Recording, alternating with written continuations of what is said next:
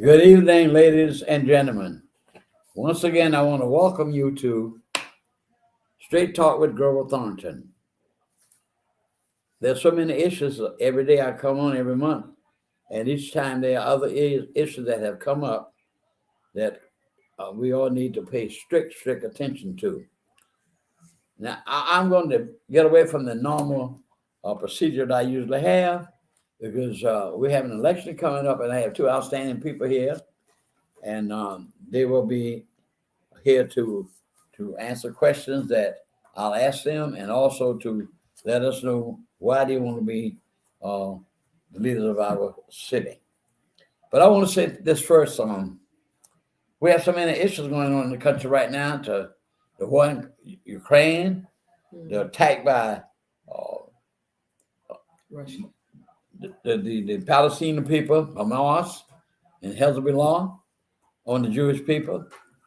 And as I get into that particular subject, I'm going to have to let you know what God says about it. But in the meantime, I want to just talk about for a moment that this election that we have is very, very, very critical and very important. And we're moving to an area in which we must vote. What disturbs me is that so many people don't realize how the white mega Republicans are attempting each day to turn back the clock on the progress we have made. For many years, our history and contributions have been overlooked, ignored, and many times suppressed. So what we have to do, this is the only time we are equal to any other individual is when we go vote. If that person can't vote but one time, he can be a trillionaire, millionaire, whatever it is. He cannot vote in this system but one time. So it's very critical about that. So there's some issues I will be talking after we finish with my guests.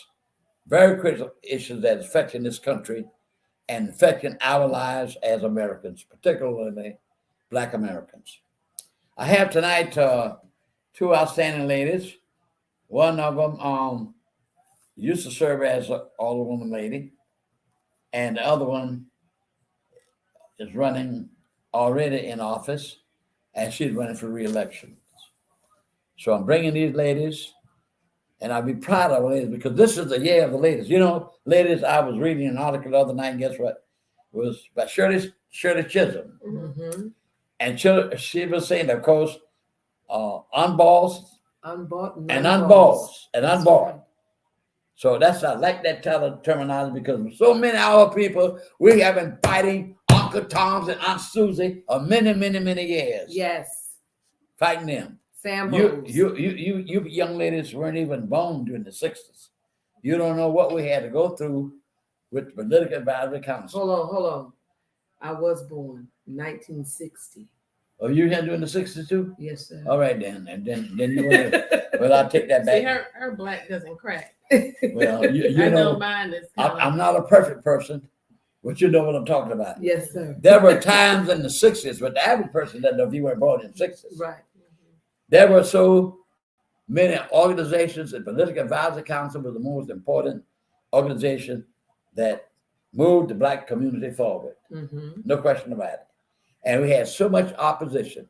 Now, one thing I want to say as we get on to particularly when you start speaking, I need to compound on certain things after you speak. Yes, sir. So let's just get busy with the business. I think I'll start with Ms. Carter. How are you tonight again, darling? I'm good. I'm so happy to finally be here with you. I know we have been planning for a while. We've had a lot going on. So we're just grateful to finally be in this seat next to you. Well, I'm happy to have you on next to me. Yes. I have worked in this community since I was 17 years old. I met three of the most important persons God ever made as a Black person. Mm-hmm. That's Thurgood Marshall, Martin Luther King, and Miss Councilwoman Motley. Okay. And I have evidence to show you. She and I communicated. Mm-hmm. She was a judge. If she had not died, it hurt me so bad when I came home one day and cut on the television and announced that Mrs. Councilwoman Motley had died from cancer. Mm. She was the attorney for Jane Merritt, University of Mississippi, or the hell they raised. Mm-hmm. She was the attorney to get the two people in the University of Georgia Mm-hmm. and also Alabama. Mm-hmm. But here's my point.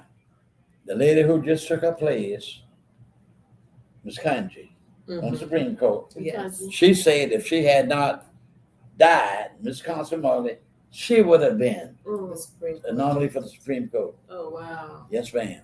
So I'm honored to say that I shook the hand of Thurgood Marshall when I was a young man in high school. Mm-hmm. I went upstairs, he was sitting up past the house, Dr. Gibson's house, and I went up, he was lying on the bed smoking a cigarette.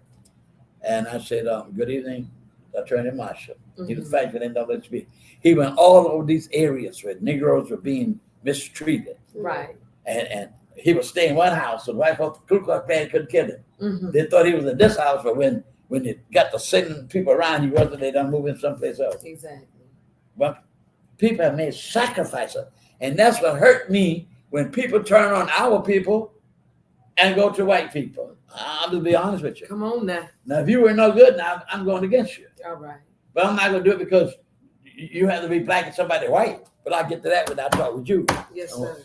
But I'm just showing the struggle that black folks had to do all during the 60s. And I got to say, Ms. Elliott with the Political Barrier Council, and she was very outstanding. I will take nothing to do somebody.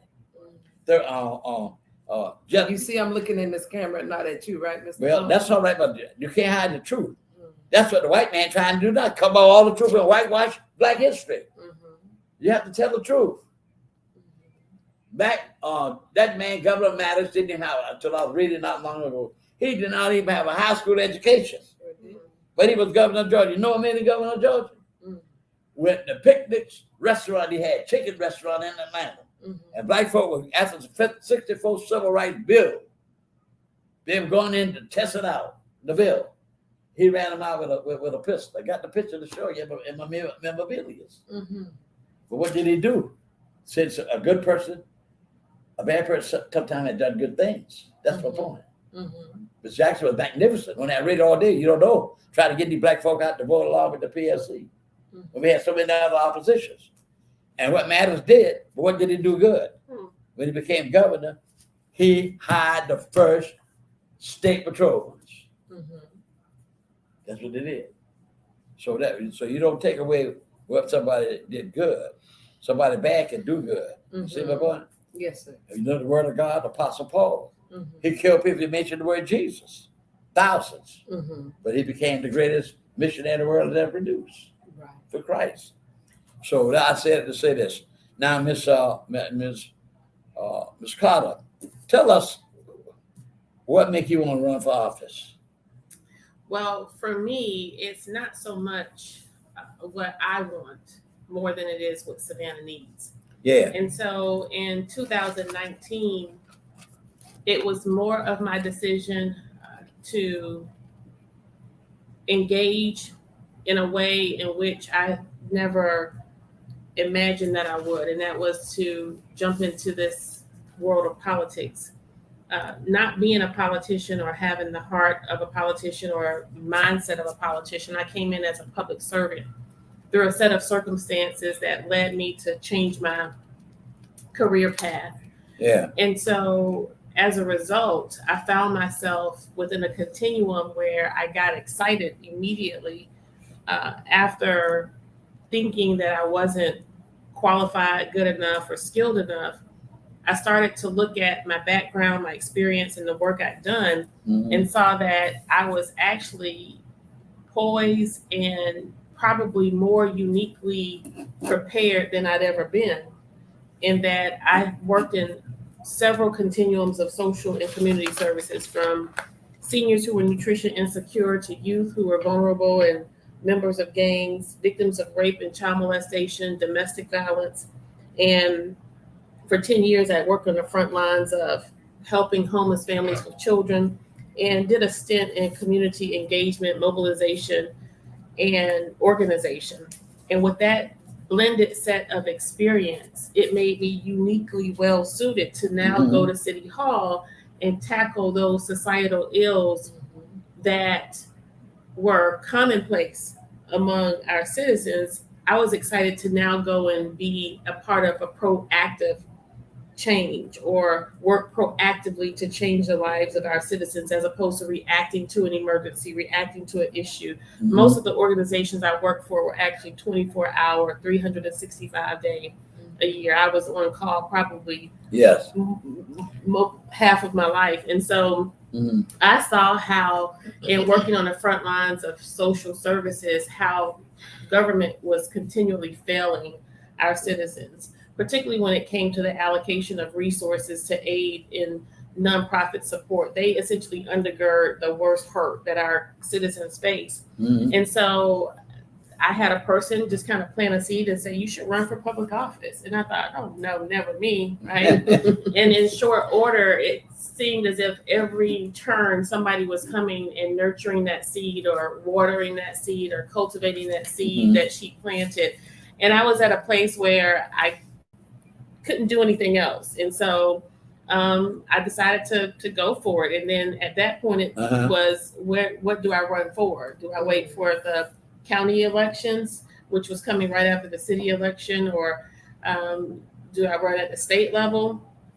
And so after looking at the landscape, I saw where I was better suited for municipal office. Okay. And as clear as I'm talking to you today, I prayed and I asked God, what should I do? What, I live in the 4th district. Mhm. And so I didn't think that the issues facing the 4th district match my background and experience in working with more vulnerable communities. Okay. I'm, of course, concerned about the environment. I'm concerned about traffic issues. Yes. I'm concerned about trees. I'm concerned about bike lanes, whatever All right. Savanians are concerned about, I'm concerned about. But 4th district didn't tickle my fancy too much. Mhm.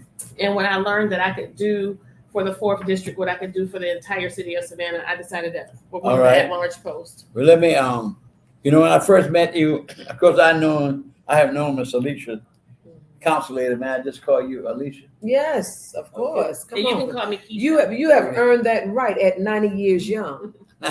Thank You you. can call me whatever. No, it's gonna be a gentleman thing. Yes. But let me just say this: I met you. Probably can't remember when I met you before I voted for you when you were in office. My friend and I were eating lunch at that restaurant at that time at the Connoisseur building. What they call that name of the building? You know that building? Con Ed. Con Ed building. Mm-hmm. So many restaurants have been in there. I don't know what's the problem, but anyway, my friend and I, my fraternity brother, we were eating lunch in there, and I forget who you were with. Several people knew me, and they said, "Oh, Grove, I want you to meet somebody." And I met you standing up. I said, "Oh, quite natural." I was glad to meet a nice, charming lady, of course, and told me you were running for office, and I said, "Fine, I'm gonna vote for you," and so I did, and my friend, Mm-hmm. and that's when I met you. Now I want to say this to you: when with that paper I had with you on it, what happened to it? It's right there in your hand. No, I'm talking about an article. Oh, right here. Let me hold it a second. So, I've having everybody have a certain hobby they like doing, Mm-hmm. and my hobby really is reading, Mm-hmm. history, Mm. biographies. I love to read what people have done, and I try to emulate certain good characters, Yes. good persons, Mm-hmm. and I like to read speeches. Mm. Read speeches. I'm reading right now the speech on quite a long speech on but our great person who was a slave man, and Frederick Douglass, Mm. Yes. and guess what? This speech was that he ridiculed them. I'm not going to the whole speech, but just why I mentioned that things what I do.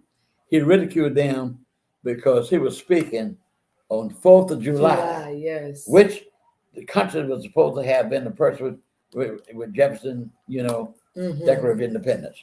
I call it So- the 4th of July. Yeah, that's what it is, White Folk Day. But that's what he was telling them, that they're honoring him to speak. Mm-hmm. And he was a slave. You see what I'm saying? Mhm. So I have a container with nothing but headline news articles about children and grandchildren who see him when he has to come. And so I had this particular issue of the Herald that particular day. And I said, oh, that's the lady that I just met about a week or two ago. Mhm. Charming lady. And of course, I read all these things that you've done. And I read them and I outlined, I didn't want everything you've done, but I also said some out things. You was a community center for working, like you were just saying. And I like when you say you supported Meal on Wheels. Mhm. I give that always. I give $25 every month. Mm. What this lady, Miss Patricia, that's her name, isn't it? Patty Lyons. Lions, Miss Lions. I told her quit sending me letters every month. I've been giving that to them over 2 years. Awesome. And she sent me an article once where really made me increase from $15 to $25. It was this black, it was a black lady. She was poor and she didn't have anything to eat. Mm. And what she told in her own handwriting, she sent me a copy of the letter. And this lady was asking for food. And so all she had was this old $5 bill. And Ms. Lyons sent the copy of the letter. Mhm. And she was cooking onions and water, smelling good. And would y'all please give me a little food for $5? That's how that That's lady reality. got on that program. Mhm. And when I saw reading about you with that program, I knew you were a good person. Mhm. Nobody is a Very perfect important person. word. Nobody. Mhm. If anybody is perfect, I love to quote the scriptures. You criticize me, but I quote the scriptures. What Jesus says. He that without sin cast the first stone. That's right. Not only that, take the beam out of your own eye, Mhm. and you can surely see the mote in your brother's eye. Come on. So when you criticize me, I'm not perfect. That's right. Look at the good I've done. Mhm. So that's what I'm saying then. When I saw this about you, ma'am, and I had this article in my memorabilia, then I knew that you were a real good person. I read all these things that you do with families. Mhm. You see, I haven't gotten to you yet because Mhm. you've done so much. I've been knowing you many, many years. Yes, sir. So I just had to say that. Now, next question I want to ask you, the city, sometimes I do get angry with all of y'all down at that city hall now Mm. because with 7 people, Mhm. 7 leaders, Yes, sir. ladies and gentlemen, Savannah ought to be on the top of the world. Mm. But so much division down there. Mhm. Huh? Yes, sir. Coalitions, am I right? Mhm. And I was so surprised and so happy when I saw after so much disagreements and so much disunity, you all united together. Let me stop you, Mr. Thornton. Yes, ma'am. Okay, so what did you have under the Deloach administration? You had more decorum, right? There was a semblance of more dignity, would you say, than I would say about more cooperation. Okay, so you saw what you got. Huh? You saw what you got, what Savannah got when they had more dignity and decorum, right? Oh yes. Black folk ain't got nothing. You got more. We don't have nothing. You got exactly what we see what on we the paid streets of for. Savannah today. The growth and development essentially was created Mhm. by the previous administration. By the previous administration, certainly was. So listen to me good, because what I want Savannahans to know, because I'm so over it right now. Yeah. Today we buried my husband's mother. Oh, the funeral was today. It was today. Oh, I'm sorry, right? you're not special And so Adams was the funeral home person. Yeah. their family selected, Mhm. right? They provided an enormous amount of dignity. The decorum of the people in the church Yeah. was on par.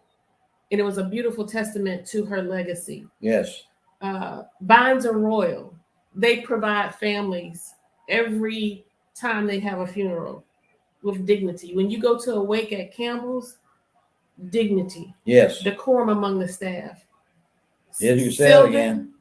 Savannah, funeral home.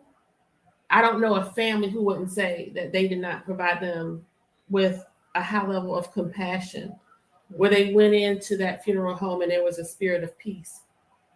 City Hall is not Sunday school. Come on. City Hall is not church. City Hall is not a place where you would find dignity under this leadership. So what we need people to understand, at the core of any disruption, confusion, frustration, or aggravation, is this masterful manipulator who has conjured up and created the basis by which peace cannot exist. Right. If we are to do what you sent us to do, you all sent us into a cesspool under Come the on. Gold Dome. You sent us to City Hall with butter knives, and they were packing AK-47s. Come on. Hmm. So we went to City Hall with this spirit of altruism, and I truly believe that almost every council member who ran alongside us in 2019 and who made it over, they too had a sense of altruism. They wanted to do good. They wanted to make change. They wanted different in our community. But in short order, they found themselves snuffed out by the establishment, Yes. where they got mesmerized by their name in the media. They got picked off and picked up. And we're going to check these off as I go. But what I want to say is the reason why they don't get along in Congress is because there's two different sides. They're fighting. It's Democrats and Republicans. But what I want people to know when it comes to municipal government, we need to put and take out any idea of Democrat and Republican. Exactly. Black or white. Because guess what? What we work for is for your public safety, number one. Number two is saving you money. We should not be increasing taxes. No. We should be making sure that the resources of the city of Savannah are being appropriately allocated equitably across our community. Well, let me ask you a question, ma'am. So before she say that, let me say this. You all who watching this, your family, your friends, and all that, y'all sent a message in 2019 that y'all didn't want us to play the game. Y'all wanted us to change the game. And that's exactly what we're doing. You all are now more engaged in the political process than you have ever been, because the administrations before us wasn't telling y'all nothing. So now we get down there, we educating you all, we telling you what's going on, and now you want us to have dignity and decorum instead of drama and disruption. Sure. So the bottom line is this. You can continue to have dignity and decorum while your stomach is touching your back. Or you can have drama and disruption and you getting the resources that you need. Well, we see what Savannah got when Eddie and Carol got along, right? Yeah. Nothing. Right? Oh, it was consensus. You got the single largest construction project in the history of the city of Savannah, and all the contracts went to their family members and friends. Thank you. We got the single largest construction project that occurred in the city of Savannah in the communities of Carver Village, Brickyard, Cloverdale, and Flatma Village are still suffering. Yes. The community where one, your mayor lives, and two, your county chair lives. You got the mayor and the chair. They are the most powerful bookends in this region. But over 2 decades, those communities still are the most underrepresented, most underserved, and most lacking in all of the basic resources in our community. But you got these two people who you keep pledging your alliance and allegiance to because they're somebody's friends, they're somebody's buddy, they preached at your mama's funeral or played piano at your daddy's church or was your Come to your great-grandma. cookout. It's like we are in dire straits in our community. Alicia. Savannah, it is time. It is time. Yes, it It is. is time for us to hold these people who look like us accountable. And Mr. Thornton, the whole notion of race in this particular race, as far as I'm concerned, it's off the table. You know why? Because it's Black leadership in this community who has failed the entire community of Savannah. Well, not the entire community, because you got areas in the community that have been getting what they need. They have failed the African American community because when you look at other races and ethnicities and genders, I'm even go that far, they all get what they need. They get the Asian man, what he get?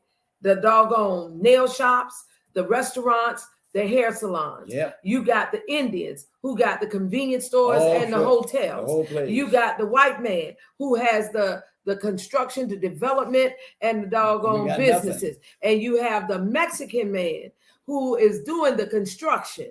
Okay. Now in a city that's 59.3% African American, you tell me what the Black man got. Nothing. You have politicians. Nothing. You have politicians who There have you led them go. astray. And once again, you still have the dynamic where they are not only failing African American people, they're failing middle class people, Yeah. working middle class, both Black and white. You know, we have a situation in the city where it's only about the top 2% in our town. And we have to change that dynamic. And the only way we can change it is with the vote of this in this next election. That's what I'm talking about. Yes. Now, let me ask you this, ma'am. I've got a few minute questions that I want to bring to your attention since you run for mayor. We have a serious problem with homelessness. It's sad in America, the greatest country in the world. And we have so many people homeless. What has the city done, and what is the plan to do something about this problem? Well, we haven't done very much, which is why You can see say that what again. you see. So what we need our citizens to understand is that we have a homeless situation in our community that's twofold. You have the homelessness that you see, and then you have the homelessness that you don't see. The homelessness that we see is most perplexing, is more problematic, and it's more frustrating for us as Savannahans because it poses a public health issue. Yeah. I've said before that this administration has not been effective in moving homelessness down. They have been most effective in moving it around. When the corridors of President Street became desirable by the Eastern Wharf and other developers, it was only then that we had this, all of a sudden, this fire. Only after the city of Savannah and some politicians on our current council, specifically from the 3rd District, began to increase resources to the homeless persons who were living under the bridge. We had water buffaloes, we had porta-johns, we were sending out messages via our city electronic medium to tell people to bring food, this, that, and the third. And there was always a camera, there was always a live. We were always profiting off of somebody's homelessness. And note to self, if you do something for somebody, don't put a camera in the person's face. Exactly. Don't show their face. Exactly. You can demonstrate in other ways how community oriented you are by not embarrassing people. There are other ways to do that. We want to get now because we want to cut off. Well, I want to tell you that to solve the problem, I want to answer your question. To solve the problem, we first have to tackle the issues related to vagrancy, right? We're dealing with people who have strong criminal history, mental health issues, diagnosed and undiagnosed. And then you have individuals who are challenged with drugs and substance abuse. So we have to meet those individuals where they are. There are best practices that we can adopt and apply here in Savannah from communities who are doing it exceptionally well. We just have to have the political will to put the money where it's needed. Right. And then secondarily, we have to recognize that there's homelessness that you don't see. For 10 years, I worked in this city supporting homeless families with children. Nearly the number of resources and bed nights that we had over 20 years ago, it hasn't changed or shifted much in comparison to how our population has changed. And so we have to do better by holding our nonprofit communities accountable. When we allocate resources to these nonprofit organizations, we have to make sure that it's not going to pad the pockets of those individuals who run those shelters. We have right now individuals who are receiving money from our city of Savannah for their nonprofit agencies who are now working on the mayor's campaign. And the resources that we give to those organizations are going to their administrative costs as opposed to the direct service costs. And so as mayor, we are going to change the standard and hold them more accountable. Wait a minute. Well, how can that be? Easy. That's a violation, seemed to me. I thought when money's come down, they have stipulation of things that you're supposed to do. But when you do not have the accountability and the reporting mechanisms to assure that we're not as city council members, and when we hear this talk of ethics complaints, I'll take another ethics complaint for Team Savannah. You know why? Because if I see that we're allocating millions of dollars to a nonprofit organization and said organization in the form of Family Promise is not following through on the support services that we're supposed to be giving to our families, and I have the receipts, I have the emails, the text messages, and the phone calls to prove families calling me saying they're not answering the phone. They're out of resources. They don't have any space. Well, when I'm making inquiry behind the scenes, trying to get to the bottom of what's happening, and I'm not getting a response, then what do? We go public. Yes. Because that's the only way we have ever been able to effectuate change. Wouldn't that be classified as misuse of funds? Of course it is. Then why somebody not held responsible? We are in an administration where we have acts of misuse of funds happening as a regular mode of operation. It's a part of a standard. We probably should create a rule called wasteful spending, because you have a city mayor who has logged millions of dollars in personal security utilizing paid sergeants from the Savannah Police Department amidst a time when we are short officers and we're short sergeants. Yeah. But this mayor has at his disposal sergeants, 5 of them who are assigned to fetch his laundry, pick up his breakfast, lunch, and dinner, and drive him around to the neighborhood association meetings and any other meeting, parties included, on your dime. Never in the history of Savannah have we had a mayor with that type of security detail. Well, so that's in the big cities. I would take that $1 million that we are expending on his security detail and apply it to alleviating the issues that we have related to homelessness. Sure. We can increase the bearing capacity of our nonprofit organizations who are doing a good job in delivering the services, and those who out there who want to do the job. Now, let me ask you a question. Ms. Carter, the president recently, with his program, the infrastructure bill, I was in the presence of the county commission, and who happened to be one of my fraternity brothers, so Mr. Johnson. But like I told him, I don't agree with somebody just because you're in my fraternity. You're wrong. You're wrong. But I asked the chairman. I'm your sorority sister, by the way. Yeah, you was in. Sister, AKA. I asked the chairman, I said, Chairman Ellis, let me ask you a question. About 3 or 4 weeks ago, I asked him about the infrastructure money. I said, well, if the president signed this legislation, so much money for it said bridges and roads. Yes. That's what he said. Bridges and roads. Well, I'm gonna ask you. You've been on the city and you own the city. Why the road? You follow me right around the corner. Every time I go around, hope cars not coming in the opposite direction, I shoot around and I call about that bad situation. But from this sofa to over that coffee table, your car do like this and go through it. 3 years I've been calling about doing that. I said, wait, I will get done now. You don't live in Ardsley Park. That's it. You don't live in Ardsley Park. Let's just put it out there. All right then. See what I'm talking about? Now, what we have done is I've communicated with our assistant city manager. When I see something, I say something. Yes. You understand? So he has been working on certain projects, but a lot of the stuff has been allocated for your more affluent neighborhoods. And that's why you hear me always saying, why not work with the people in the marginalized communities? Do you realize that when we first got elected, might have been a year into the election, Cloverdale Drive had a sidewalk that had one of those workhorse things there with the little lights on it. The lights on, right? And the little what do you call those things? The orange cones in the street.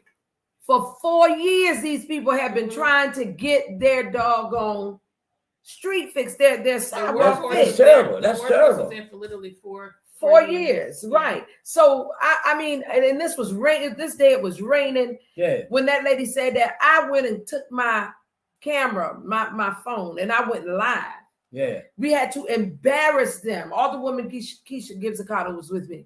We had to embarrass them to the point where they have a choice but to go and fix that street. These people's sidewalk. You got babies playing, riding bicycles. Yeah. You understand? People walking, hurting themselves, and here you are, 4 years. But the mayor lives on the street. And the street over. Well, here's what I'm saying. Come on, man. That's the question was, what are y'all doing with the money? That's the question. Well, and so what you are speaking of, however, is more of a state level issue when we're talking about roads and Yeah, how yeah, we but yeah, started but to aren't they supposed to the state disperse the money among the cities? Well, the federal government came out with a bill to fix infrastructure in certain areas. Mhm. Okay. What happened was when they tried to do the T-Splosh, I asked the question, why do we have to have T-Splosh when the federal government is bringing all this money down That's here what I'm for talking us to about right do now. what we need to do for our city? Well, you know, hey, Well, look at back who's to at the Tennessee. top of the league. right. Yes. He did not want to answer the question. We still to this day does not know how much money is being allocated to the city of Savannah for infrastructure. You see what I'm talking about? Now, Come when on I talked now. to the chairman of the county commission, you know what he said to me? What did he say? I said, well, how you doing? This is like, you know, everything going. He said, they distribute the money, bridges fixed, this fixed it. He said, one thing, brother, I said, this is not the city of Savannah. He was telling me how the county is up to par on what they're doing with that money. The county is? I'm going with what he said. Well, if the county is up to par with what they're doing with that money, then why in the world did they want to do a T-Splosh? I don't know. If the county is up to par with what they're doing with that money. I don't know. This is not. I'm not discussing county business. I'm kind of discussing Savannah city business. Right. I was just commenting on what you said. I understand, but that I'm he going to said. what he said. Right. So, but I live in the city. I'm concerned with what I drive my car in the city. Right. Well, And the roads are bad. Guess what, At Mr. night, Thornton? listen, the white line that divide the highways need to be restricted so bad it's pitiful. You're right. You leave Savannah Mall down on walk down Montgomery Street at night. You can't have sleep. Don't let it be raining. Well, now I got to give them this much. Abercorn, they are fixing it. They're doing the paving and all of that stuff On Abercorn. on Abercorn. But what about Augusta Avenue? What about Augusta Avenue? Come on. And that place was like a war zone. What? You better tell them. That place has had 3 or 4 mayors and nothing been done about it. And the mayor who's been there for 16 years and brags about the fact that he was there for 16 years. Augusta Avenue is a terrible looking place. It really is. Now, the last question I want to ask you, ma'am, Nixon, last question, I talked about that. And I talked about the next thing is this weeping time business. That I think that's the area with the last slaves were sold in that area, and they needed this. The largest slave sale in the history of the United States. Right, but the last slaves were sold right in Savannah, Georgia. But this land, I think something about the Goodwill people brought it or something like that, and y'all. No. Salvation Army. Salvation Army wanted to get it. What's the status on that? No. They're in court right now. Reverend Dr. Leonard Small and Pastor Gordon. They're in court right now fighting for that land to not be desecrated with a homeless shelter. Now, don't get us wrong. Yeah. We know people got to go someplace. We know we need homeless shelters, but not on that sacred ground. That's a sacred ground for the last. That's worse than they wanted. Some people wanted Calhoun to stay on that square, and that man saying these words. I can show you my history books in my office over there. He says, "Slavery is not an evil for Negroes. Quote, it's a good thing." That's what he said. But that's square. And I want to commend you all for coming together for one time at least. After so much bickering, want to name a square after this person. We'll leave it open for this. No, that's not true. That's not true. The majority on council only came around after they were shamed into doing the right thing. Doing the right thing. But because Pat Gunn took that leadership. Pat Gunn and her committee had been going for years. Of 2 years. Yes, I know that. And when they saw the arrival of this historic supermajority African American council, they thought that their troubles were over, only to experience being politricked, and they had the process slowed. Yeah, but then I understood that it wasn't to open up the name of that to somebody else, but originally.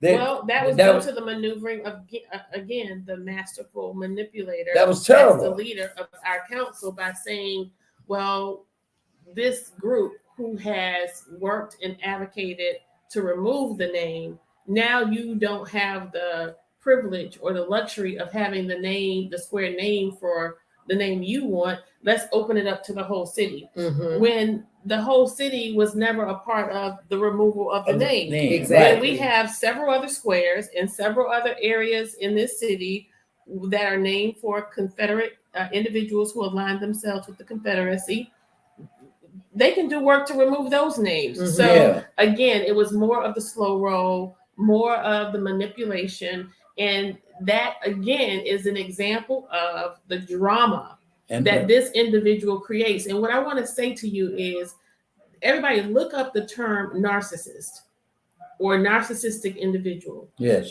Mhm. You know, I worked in the area of domestic violence for a long time. Mm-hmm. And this is one of the reasons why I don't take crap from particularly men who are mean. I know very well how to speak up and how to stand up for myself. Everybody got For to figure it years, out. I've worked with victims of domestic violence, I know. Mhm. encouraging them and helping them understand that they did not deserve the treatment, whether it was emotional, physical, or financial abuse that they were experiencing. Right. And so when I detect behaviors that mimic that of a domestic violence offender, I feel some kind of way and I automatically put up my defense mechanisms. And so this is when individuals create madness and make you feel like or try to hold you accountable for the very madness that they created. Mhm. And so that's what we have been a part of. This individual creates drama, creates turmoil, Mhm. creates confusion, makes people frustrated, and then expect for you to fall in line. Mhm. No, That that's not today. no. Not today. I don't blame you. Especially, you know, I'm also coming off of celebrating 33 years of being with one man. I've been holding down the most difficult relationship to hold down in America, and that's marriage. Mhm. And I've Well, successfully done that for 27 years. Well, And my been in wife and I was partnership. married now for 46 years. So, So that's you know, you know how hard it is. It's not Yeah. easy, right? right, of course. And so You have to make while- decisions and you got to Right. work together. And so if I'm coming home every night to a person who treats me with the utmost dignity and respect, pay all my bills and Mhm. takes care of me, do you think I'm gonna go outside my home and let any other man treat me Come on now. any different? No, You don't have to come up to his standard, but surely you're not gonna disrespect me. no. That's right. Right. But you know what? I want to say this one thing. When you talk about the Calhoun Square and the naming of the square, y'all, now that committee decided that they didn't want to see that staunch racist name on that square anymore. But let me tell you what this individual did. He said, instead of us removing the name altogether, Yeah. let's take and put it on a placard at the back That of the used to square. be, I was going to ask you that question. That can't be so.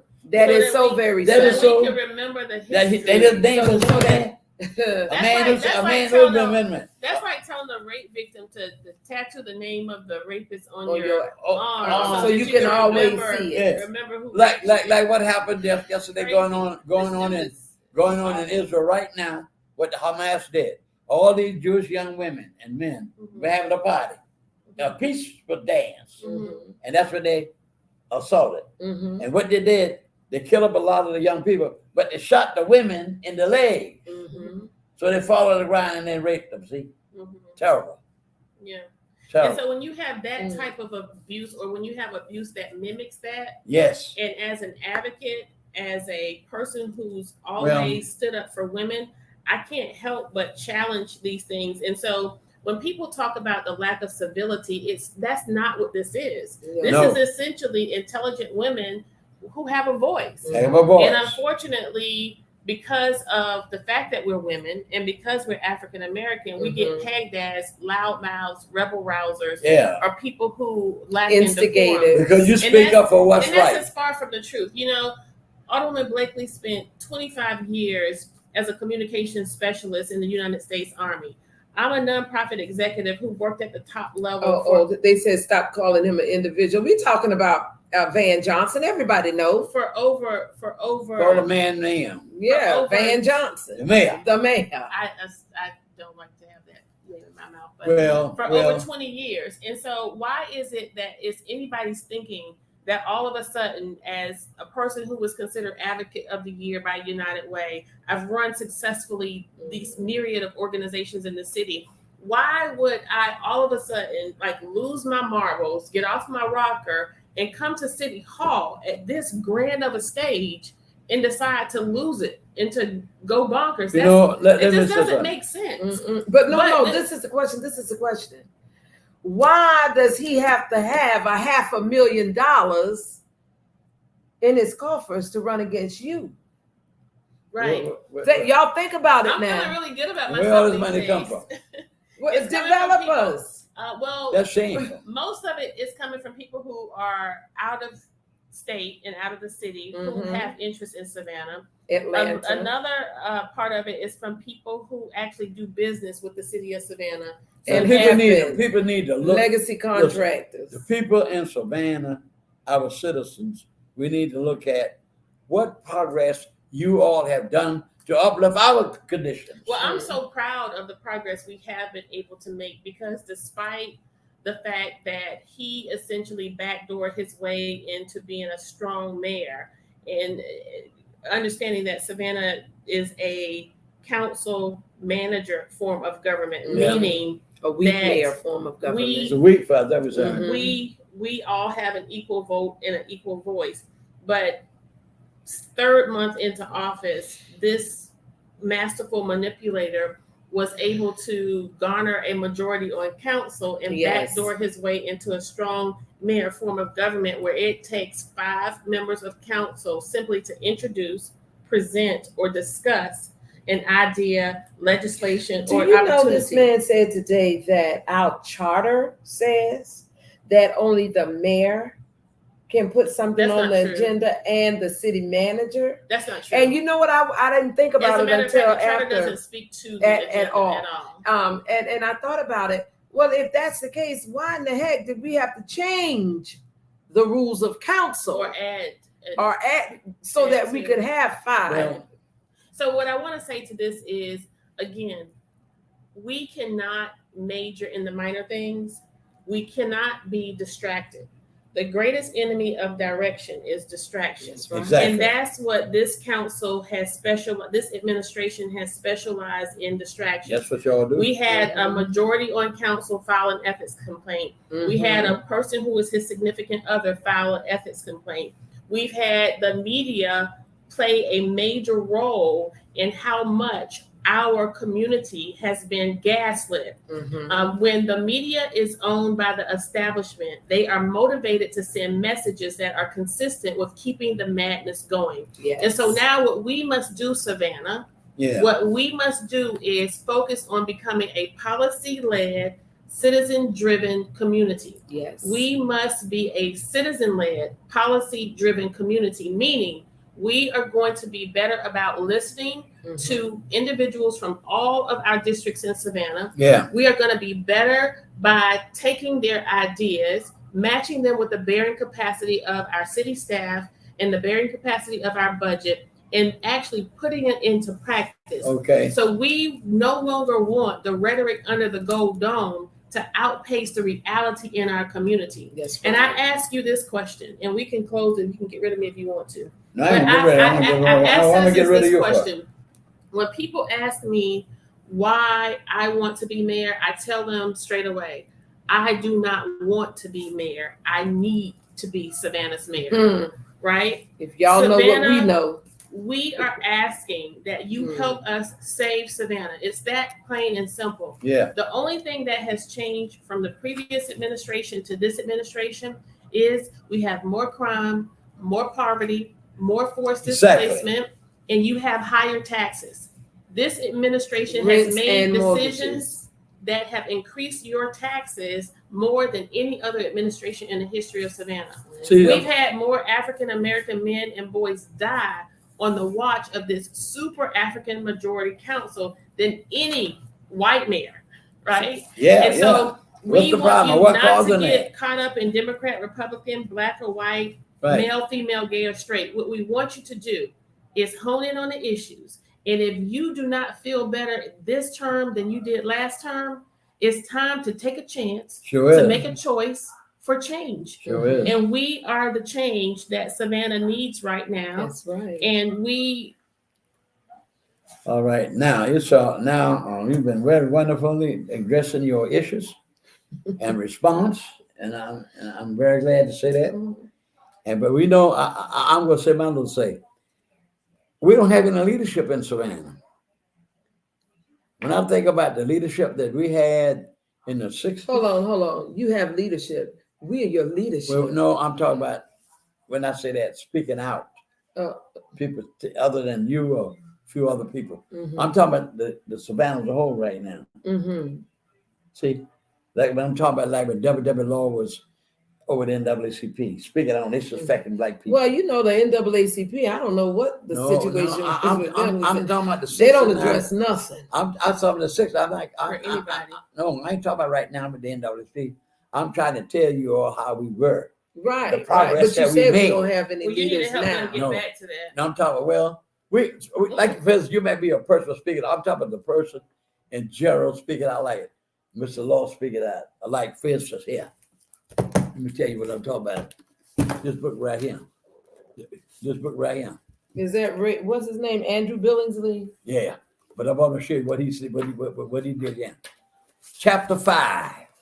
Is that Ralph Mark Gilbert? That's the chapter. The whole chapter in this book 5 is on the Dr. Ralph Mark Gilbert. Oh, wow. Mm-hmm. Came here in Savannah in 1939, passed the First Baptist Church. Mm-hmm. There were no, he revitalized the NAACP. Mm-hmm. He set up 40. Now look at now, just in the 50s when black folk was hanging trees, Mm-hmm. he set up 40 NAACP chapters over the state of Georgia. Mm-hmm. And his late wife just died about a month or two ago, Mrs. Gilbert. She lived to be 100 years old. Mm-hmm. She would go by and help raise the money. Dr. Gilbert, along with two ministers, he encouraged him Mm-hmm. to file a suit to allow black folk to vote in the Democratic primary. We can only vote for president. That's it. But you know what the problem is, Mr. Thornton? We're in a different time right now. Yeah, We're in a different age right now. And when you true. say black leaders, you know, I look at the leaders that we've had in the past, the 3 black mayors that we had, and it goes back to dignity and decorum. Right. We were so busy worrying about being dignified and having decorum that we ain't got no resources. We don't have nothing. We don't. So at the end of the day, I'm gonna ask the same question. Do you want dignity and decorum, or do you want drama and disruption And no results. and resources? Well, Yeah. Now that's up to you, Savannah. But you know, for me, Alderwoman Blakely, that's what makes me so excited about my tenure as mayor for Savannah. I would like to demonstrate to Savannah what leadership really looks like. Exactly. Right. Leadership, Now, can I say something? for here? one, starts by an example, right? Exactly. And so when we talk about leadership of our Savannah City Council, it's basically giving every citizen who has signed up for service to the city of Savannah an equal opportunity to serve all voices within their districts. Yes. But when you have a mayor, the current mayor has committed the largest single act of voter suppression Ever. than these times that these people are talking about here. Yeah. He has created more voter suppression in Savannah over the last 4 years because he has single-handedly iced out the top 2 vote getters in the entire city.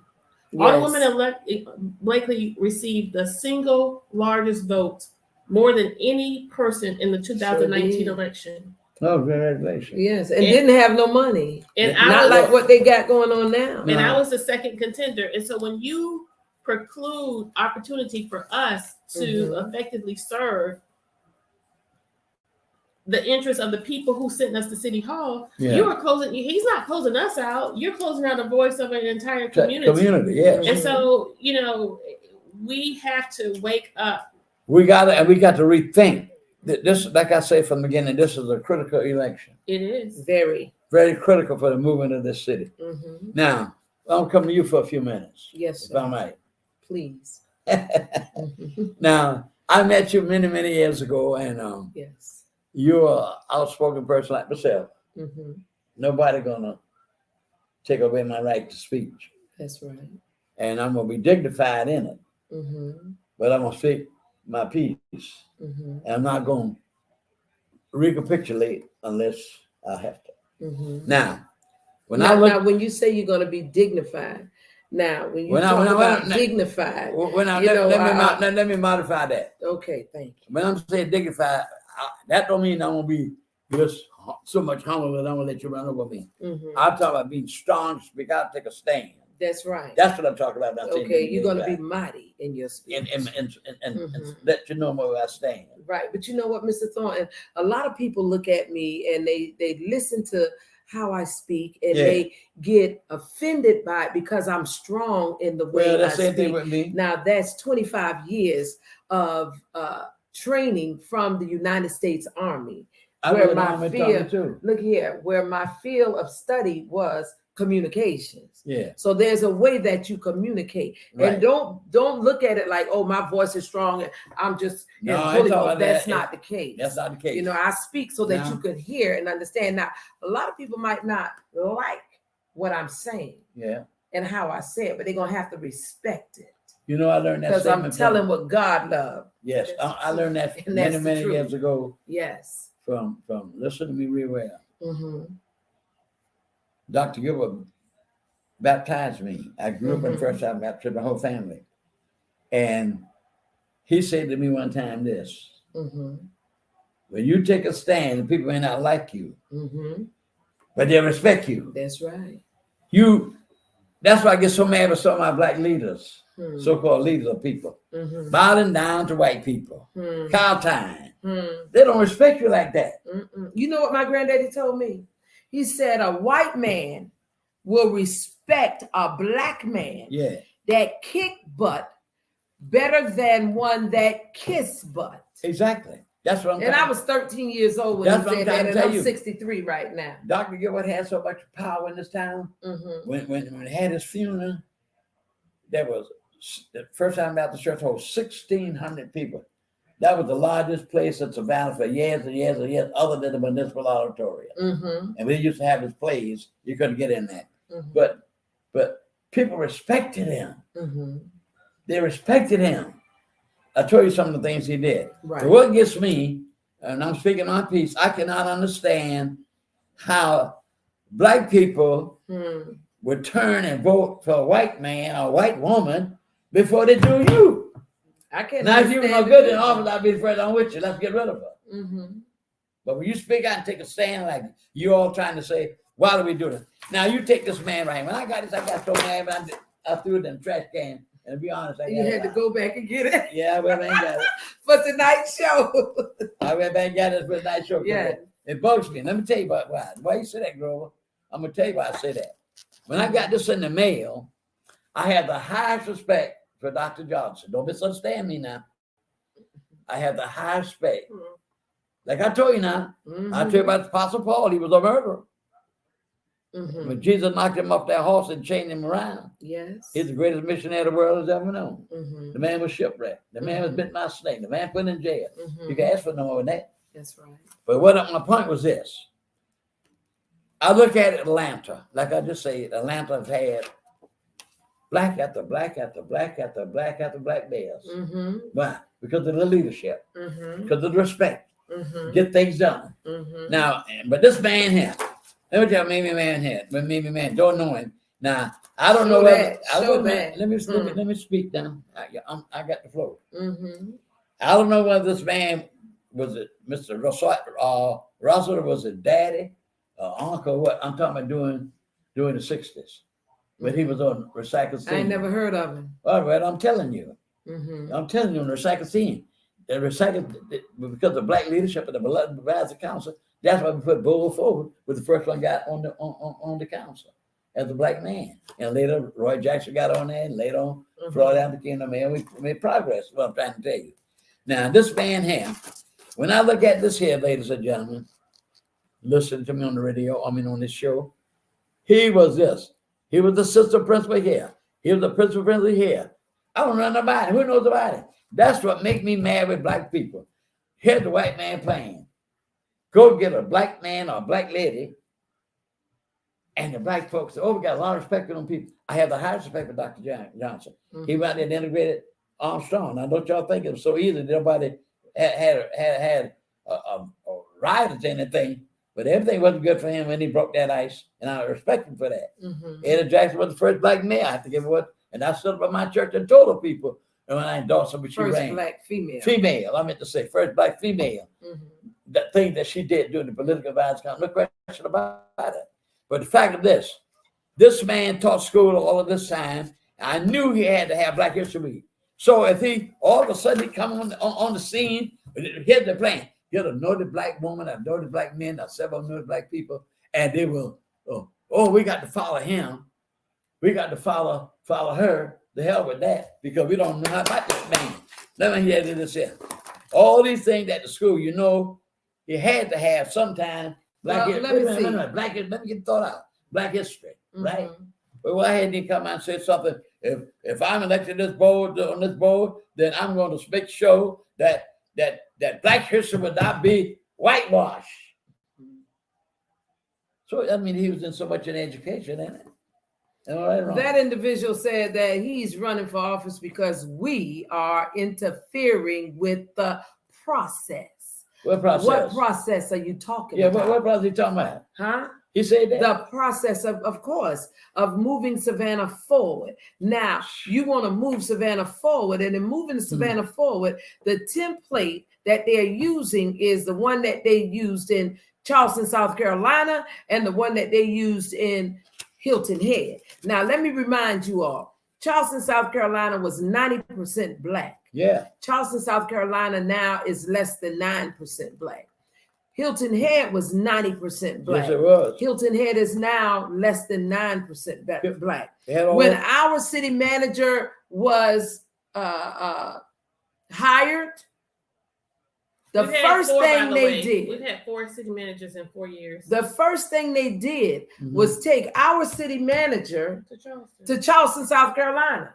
So they want to use the template. Thank you. They want to use the template of getting rid of African Americans in our city, of course, so that it could be like Charleston and it could be like Hilton Head.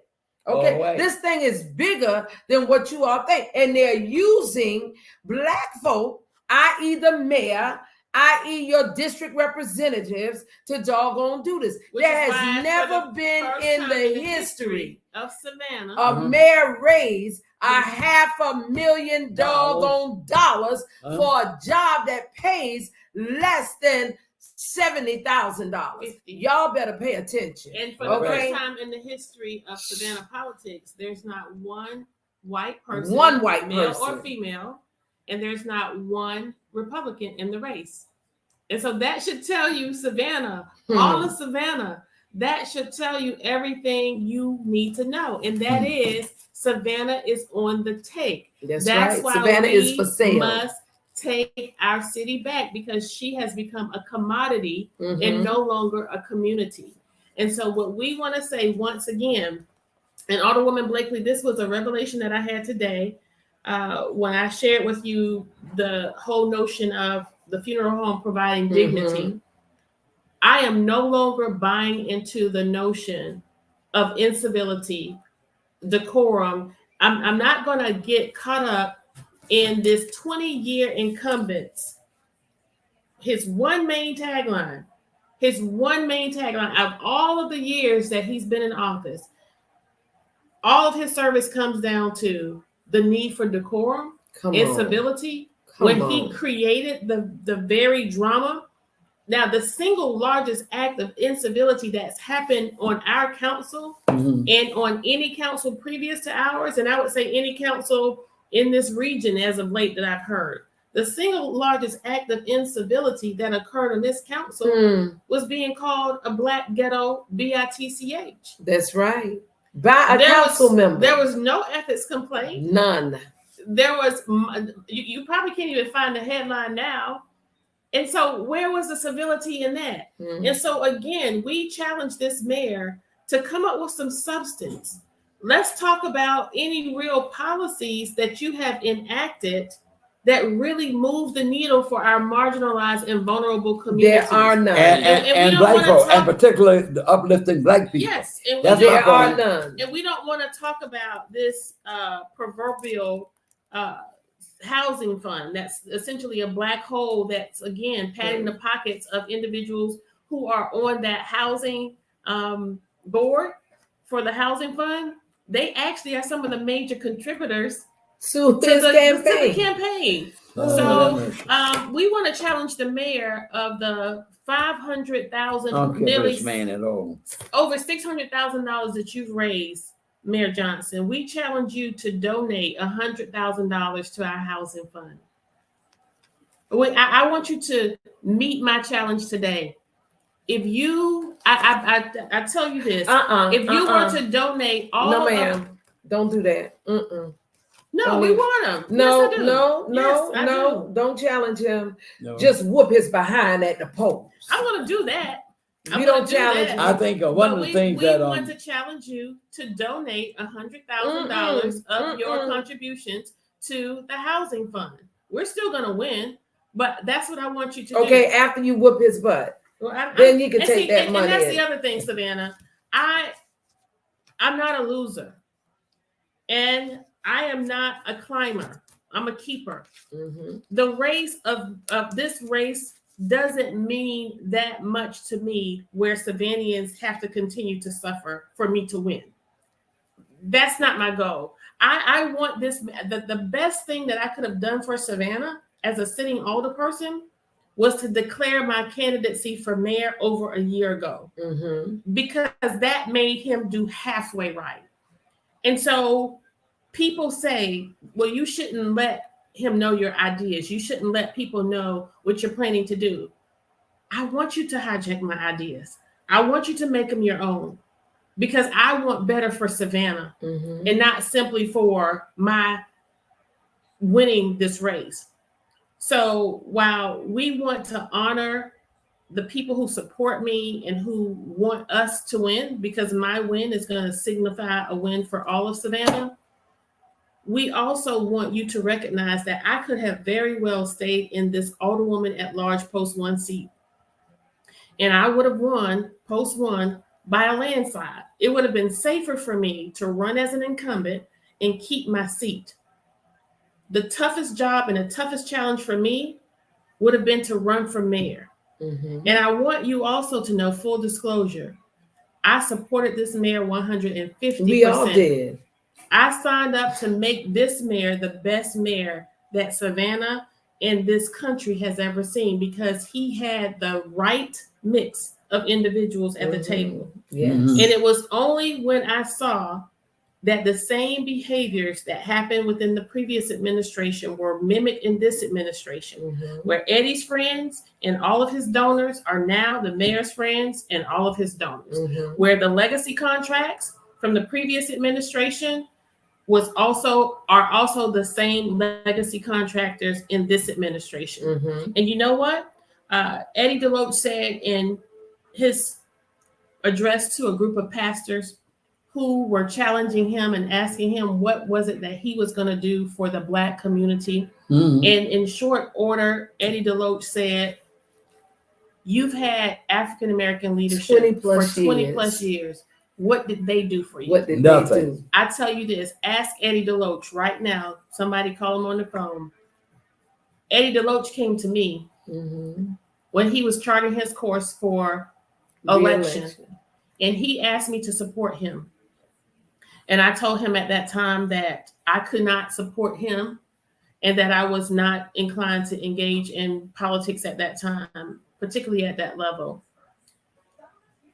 And so he pursued and asked me, what could he say to the Black community when he made address or outreach to them, because he'd been asked questions about what he was going to do. And he will tell you that Kesha Gibson Carter told him, if he's asked that question again, ask them, what have they done to ask the other leaders who have led this community for 20 years? Let me ask you this question. For the Black community, because it is time for us to stop aligning ourselves with people just because they look like us, We've said time and time again, That's right. all skin folk Ain't kinfolk, and all your color ain't your kind. And when you have people who are motivated to do for the least of these, the rest of us are going to rise. Everybody else is going to come up automatically. Sure. You know. Well, let me ask you this question: all these things that you all have been enumerating tonight, that have been negative, as far as I'm concerned. Why these things aren't getting out to the community? I mean, why are we not? Well, the media. You got to understand the media. Is the media being is in the corner? Yeah, in the corner of the administration. Yes, well, it's what I said to you but before. they're not with us because who wants to upset this apple cart? Yeah. Who wants to interrupt this power structure? Yeah. You understand? Yeah. Who wants to relinquish that power that they've had over us for decades? Sure is. Nobody.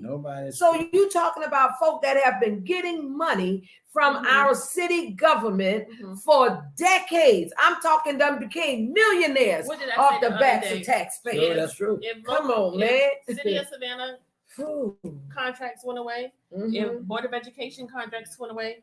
And if Chatham County government contracts went away, legacy wealth in this town would dry up. That's right. And die. It would die off. The wealth in this community is primarily built on the backs of taxpayers. That's right. And governmental contracts. And we're not saying you cannot have it. We're just saying you can't have it all. That's right. No longer can we sit idly by and allow the takers to only be the makers in this town. For every dollar people pay into this tax base, they too deserve a return. And we cannot continue to be greedy. It's just sheer greed is what we are experiencing in Savannah. That's terrible. And so many of us don't even know all these things are happening. Nobody's letting the public know. These are we're letting them know. Now you're letting them know. I mean, we should have been knowing all these type things about money here, money there, people getting money over here, people getting no investigations going on. Well, you know why you didn't know about that? Because they didn't want you to know about that. So they're not going to put that information out there. That's why, but because we're doing it, you're and doing we're that's telling you, then guess what? They say we are uncivil. We're we don't have decorum. Because we don't have what dignity. The question I would like to say, this is true.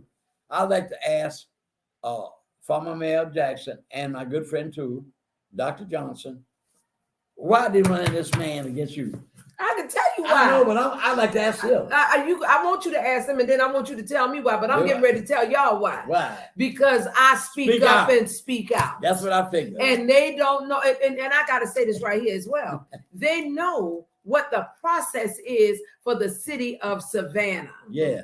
And for this man to say we are interfering with the process, now you got to understand one thing. Mayor Johnson and Mayor Jackson, they know. We went to Mayor Jackson when she was in office and asked her for a donation for Juneteenth. This woman said the city don't have any money, but when you look around, everybody else was getting money that did not have the same color as me. Now that we at the table, we went to the city manager and got Juneteenth $15,000.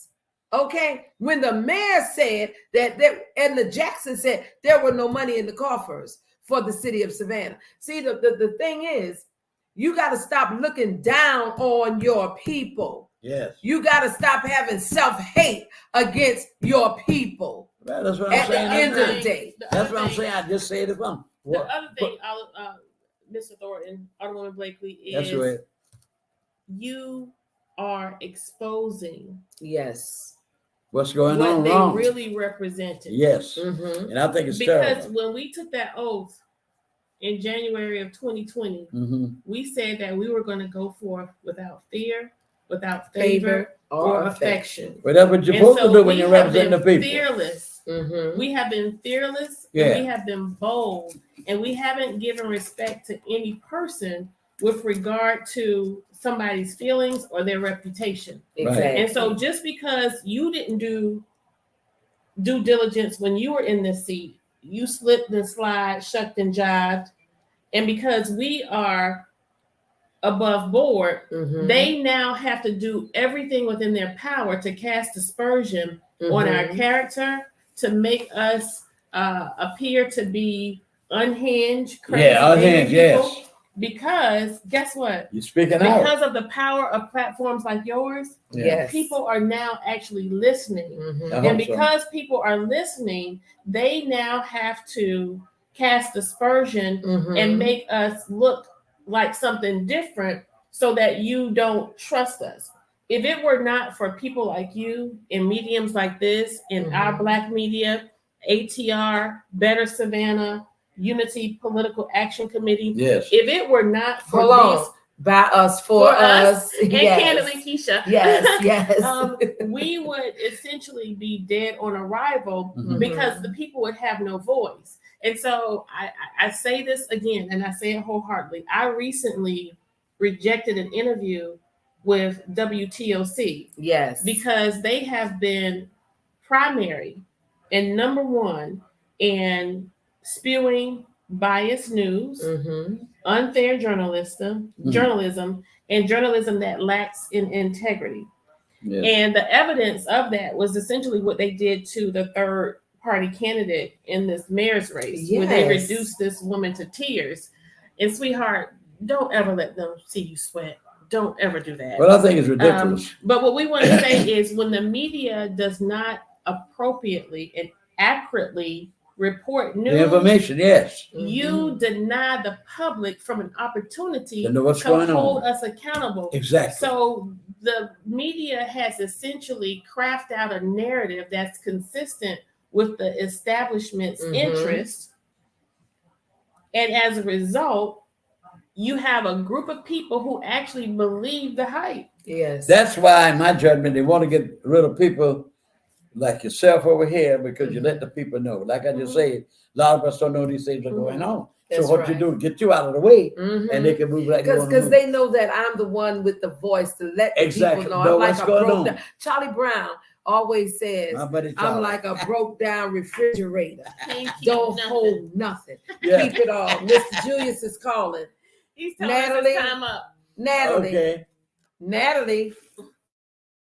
Don't let people. Well, I'll tell you the truth. There's such a great information in tonight. Mhm. That's what I'm saying.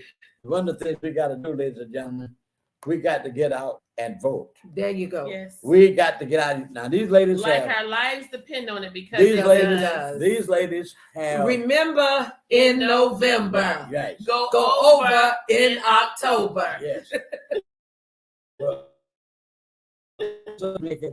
But we got to get out and vote. Mhm. Now, Yes. like Dr. King said, and I always come down on the ministers because they speak to more people than anybody else Mhm. every week. They got to drill in We voting. got 8 seconds. We got All to right. wrap this up. We got to wrap this up. We This done was went such a over great, time. So great meeting here tonight. And Now don't hurt yourself because you're sitting between us. Okay. no, Come on over here. Come on y'all over give here. me more strength. but you know how we really Okay. met is I met your brother years before I met you. And when I saw you, y'all look so much alike. I Yeah. thought you were your brother. Yeah, my oldest brother. Mhm. Yeah, I sure miss him. Yes. But Listen, anyway, Savannah. We've had a wonderful meeting here tonight, and I wanted to bring these ladies in. And I'm going to change my structure. I think I had to look at the calendar, but I want to have remove my show from the second to the first Saturday, whatever. I think that's what it is. Mhm. So y'all get an opportunity to really impress upon. We're gonna close it right now, Mr. Hall. Impress upon the people, the reporters, are voting, and Yes. you see what these people have said here tonight. Yeah, All this Listen. information, we do not know what's going on in our Yes. city. that's right. Well, guess what, Mr. Thornton? Guess what? If Savannah votes, we will win. There you go. We're gonna make history. I We're hope gonna so. make history on November 7th, That's right. 2023. So It will be us, Savannah, United Savannah. And you know what? It's not going to be a runoff. It's just going to be a straight cutoff. well, I hope so. 68 out the gate. Let's get it, Savannah. Spanking All butt. right. I'm so pleased for closing here tonight. And I hope that you all have listened very attentively to the issues that are affecting our life in this community. And let's take the actions necessarily. Mhm. Let us realize one thing. we have worked together. We have struggled together as a people. Mhm. And it's nowhere and turning back now. They're trying to turn back the clocks of Oh, time. yes. And we got to vote. We got to vote as never before. That's right. So I want to see you tonight in closing. Let us continue to work for justice, equality, because what we do will go on down the line to the unborn generations of Yes. Black children. Yes. And we got to take that stand. So tonight I want to say thank you for listening. And then you ladies, thank you for being on the show. You're welcome. And God bless you. God bless Thank you so much, Savannah. We love you. That's it. This was great. Yes. I'm just so glad I made it because I didn't want to be on your bad list. Okay. You've been on it now. Oh, he'd been talking trash. Oh my God. Then I We've kinda- been trying to get you, I've been you. kind of on You you were then. supposed to Yeah. be here. I was hot with you. You son. I know stood me you up. was. Yeah, but see, Wait a minute. Hold on. We still talking. Oh, let's just sit here and smile. Like this. Like this. Like this. Like this. Like this. Like this. Like this. Like this.